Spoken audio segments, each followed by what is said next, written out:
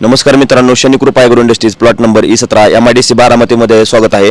मित्रांनो, आता सगळ्यात लेटेस्ट जे मॉडेल आपण जे मिनी कॉम्बो म्हणतो त्या मशीनची आज आपण डिलिव्हरी करत आहोत आणि त्या मशीनची संपूर्ण माहिती आपण आज ह्या आपल्या व्हिडिओमध्ये घेणार आहोत आणि ह्यांना पण आपण माहिती देणार आहोत. तर आपले हे सन्माननीय ग्राहक आहेत, साहेब नाव सांगा. काकासाहेब बाबराव हिप्परकर. बऱ्याच लांबून आलेले आहेत साहेब. मित्रांनो, हे शेतकरी आपल्याकडे.